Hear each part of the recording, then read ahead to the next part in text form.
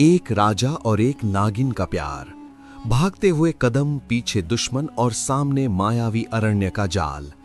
पहली परीक्षा अपनी सबसे सुखद याद का बलिदान, दूसरी परीक्षा पिशाचनी का सम्मोहन और अंतिम परीक्षा वो जिसे सुनकर आपकी रूह कांप जाएगी। देखिए राजा विक्रम के अकल्पनीय बलिदान की कहानी। राजा विक्रम की तलवार बिजली की गति से चली और तांत्रिकों द्वारा बनाया गया अग्निवृत्त बिखर गया। लपटें बुझ गईं। रानी चंद्रलेखा, जो अभी भी आधे सर्प और आधे मानव रूप में थी, विस्मय से राजा को देखने लगी। सोचो मत चंद्रलेखा, भागो। राजा ने उसका हाथ पकड़ा। स्पर्श होते ही चंद्रलेखा पूर्ण स्त्री रूप में आ गई, लेकिन उनकी आंखों में अभी भी नागिन की चमक थी। वे दोनों गुप्त द्वार से निकलकर महल के पीछे स्थित घने निषिद्ध जंगल की ओर दौड़े, जिसे लोग मायावी अरण्य कहते थे। महामंत्री और उसके सैनिक पीछे थे, लेकिन असली खतरा आगे था। ये जंगल साधारण नहीं था। यहाँ हर कदम एक परीक्षा थी, हर सांस एक चुनौती।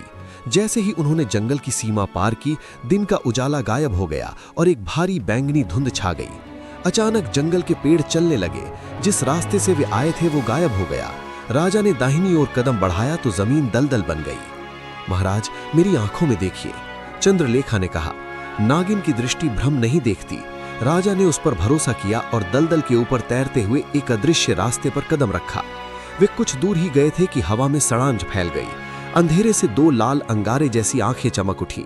ये शक्तिशाली निशाचर था। वो परछाइयों से बना एक विशाल राक्षस था, जिसका कोई ठोस शरीर नहीं था, केवल धुआं और राख था। रुक जाओ प्रेमी युगल, निशाचर की आवाज गड़गड़ाहट जैसी थी। मेरे जंगल में प्रवेश का शुल्क है। स्मृति, अपनी सबसे सुखद याद मुझे दे दो, तभी आगे बढ़ पाओगे। राजा विक्रम झिझके। उनकी सबसे सुखद याद चंद्रलेखा के साथ बिताया पहला पल था। चंद्रलेखा आगे आई। मैं अपनी वो याद देती हूं जब मैंने पहली बार मनुष्य रूप लिया था। उस सुख को ले लो। निशाचर हंसा और धुआं बनकर उनके रास्ते से हट गया, लेकिन चंद्रलेखा की आंखों से एक चमक कम हो गई। वे आगे बढ़े।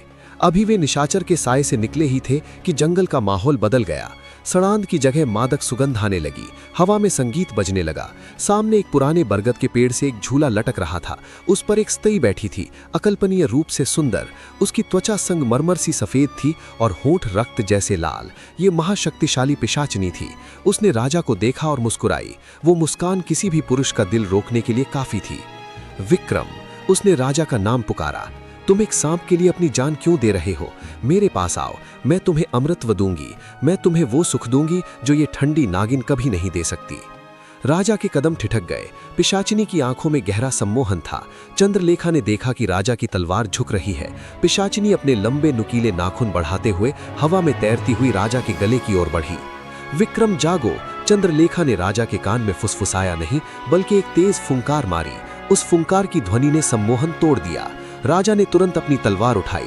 मेरा प्रेम अमृतत्व के लिए नहीं, समर्पण के लिए है, राजा चिल्लाए और तलवार पिशाचिनी की ओर फेंकी। पिशाचिनी चीखती हुई धुएं में विलीन हो गई, लेकिन जाते जाते उसने जंगल की लताओं को जीवित कर दिया। लताएं सांपों की तरह राजा और रानी के पैरों में लिपटने लगी। वे मुश्किल से उन लताओं को काट ही रहे थे कि आसमान से एक तूफानी हवा का झोंका आया। पेड़ों की चोटियां टूटकर गिरने लगीं। ऊपर से एक विशाल आकृति नीचे उतरी। वो वायुमसुर था, एक विशाल चमगादड़ जैसा दैत्य, जिसके पंख लोहे के थे और जीभ पर कांटे थे। वो खून पीने वाला दानव था। ताजा शाही खून। वाया गुर्राया। उसने राजा पर झपट्टा मारा। राजा ने ढाल उठाई, लेकिन वाया के प्रहार ने ढाल के टुकड़े कर दिए। राजा जमीन पर गिर गए। वाया ने राजा को पंजों में जकड़ लिया और हवा में उठा ले गया। नहीं, चंद्रलेखा चिल्लाई। अब रानी के पास छिपने का समय नहीं था। उसने अपनी मानवीय काया त्यागी और अपने पूर्ण विशाल सुनहरे नागिन रूप में आ गई। उसका शरीर 20 हाथ लंबा था और फन पर मणि चमक रही थी। नागिन ने हवा में उछाल मारी और वाया के पंख को जकड़ लिया। दोनों हवा में लड़ने लगे। राजा नीचे गिर रहे थे। गिरते हुए राजा ने एक नुकीली डाल को पकड़ा। ऊपर नागिन ने वाया की गर्दन को अपनी कुंडली में भींच लिया। दानव तड़पा और राजा को छोड़ दिया। चंद्रलेखा ने उसे जंगल की नुकीली चट्टानों पर पटक दिया। वाया का अंत हुआ। राजा और रानी दोनों घायल और थके हुए जंगल के मध्य में स्थित प्राचीन मंदिर के खंडहरों तक पहुंचे। यही वो सुरक्षित स्थान था जहां तांत्रिक नहीं आ सकते थे, लेकिन यहां पहुंचते ही मंदिर का द्वार बंद हो गया। इस पवित्र भूमि पर केवल एक ही जीवित प्राणी प्रवेश कर सकता है, या तो मनुष्य या नाग। साथ रहने का कोई मार्ग नहीं है। एक को लौटना होगा या प्राण त्यागने होंगे। ये सबसे कठिन परीक्षा थी। तांत्रिक और महामंत्री जंगल के किनारे तक आ चुके थे। उनकी मशालें दिखाई दे रही थीं। चंद्रलेखा, जो अब पुनः मानव रूप में थी, रो पड़ी।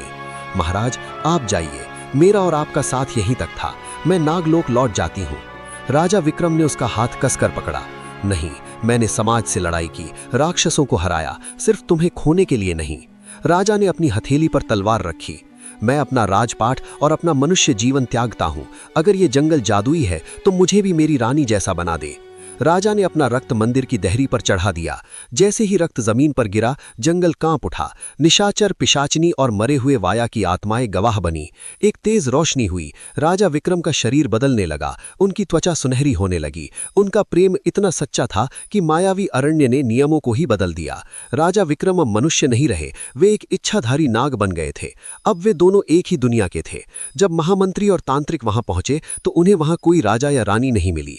वहां केवल दो विशाल सुंदर नागों का जोड़ा था जो एक दूसरे से लिपटे हुए थे और पलक झपकते ही घने जंगल की गहराइयों में ओझल हो गए, जहां कोई भी मनुष्य, राक्षस या तांत्रिक उनका बाल भी बांका नहीं कर सकता था। प्रेम की जीत हुई थी, लेकिन एक नई दुनिया में।